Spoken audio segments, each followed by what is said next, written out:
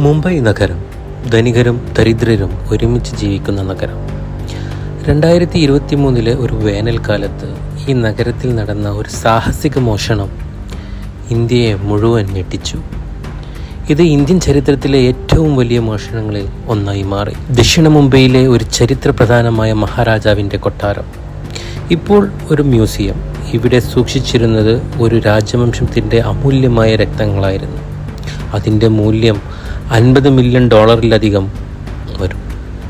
Mughal യുഗത്തിലെ നിസാമിൻ്റെ emerald മാലയും ഇവിടെ ഉണ്ടായിരുന്നു. മ്യൂസിയം ഉയർന്ന സുരക്ഷാ സംവിധാനങ്ങൾ സംരക്ഷിതമായിരുന്നു. പക്ഷേ മോഷണക്കാർക്ക് ഒരു പദ്ധതി ഉണ്ടായിരുന്നു. ഈ മോഷണത്തിൻ്റെ പിന്നിൽ ഒരു രഹസ്യ വ്യക്തി ഉണ്ടായിരുന്നു. അദ്ദേഹത്തിൻ്റെ പേര് ദി ഫാൻഡം എന്നറിയപ്പെടുന്നു. ഒരു സൈബർ സെക്യൂരിറ്റി വിദഗ്ധനായിരുന്നു അദ്ദേഹം. ഇപ്പോൾ ഒരു കുറ്റവാളിയായി മാറി. അദ്ദേഹത്തിൻ്റെ യഥാർത്ഥ പേര് ആർക്കും അറിയില്ല.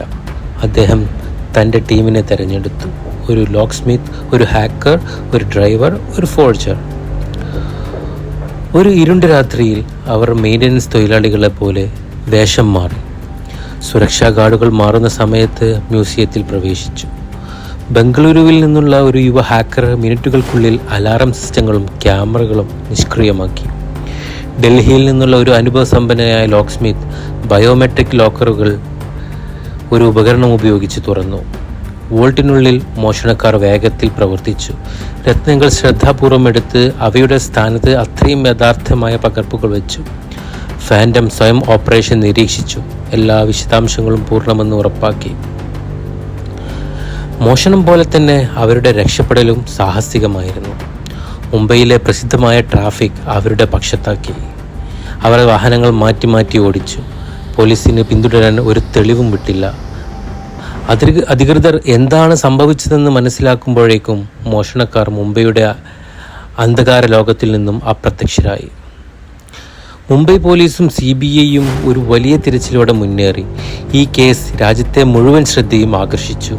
മീഡിയ ഇതിനെ മുംബൈയിലെ മഹാമോഷണം എന്ന് വിളിച്ചു.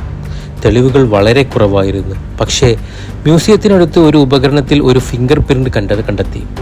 അത് ഫാൻഡത്തിന് സഹായിയായ രമേശ് രാമു പട്ടേലിൻ്റേതായിരുന്നു. രാമുവിനെ അറസ്റ്റ് ചെയ്തു. പക്ഷേ അവൻ സംസാരിച്ചില്ല. ഫാൻഡം തൻ്റെ പേരിന് യോജിച്ചതുപോലെ അദൃശ്യനായി അവൻ വിദേശത്തേക്ക് ഓടിപ്പോയി എന്നും അല്ലെങ്കിൽ ഇന്ത്യയിൽ തന്നെ അടുത്ത പദ്ധതി തയ്യാറാക്കുകയാണെന്നും അഭ്യൂഹങ്ങൾ ഉയർന്നു. മാസങ്ങൾക്ക് ശേഷം ഒരു അജ്ഞാത വ്യക്തിയുടെ ടിപ്പ് പോലീസിനെ നവി മുംബൈയിലെ ഒരു വെയർഹൗസിലേക്ക് നയിച്ചു. അവിടെ മോഷണം ചെയ്ത രത്നങ്ങളുടെ ഭൂരിഭാഗവും കണ്ടെത്തി.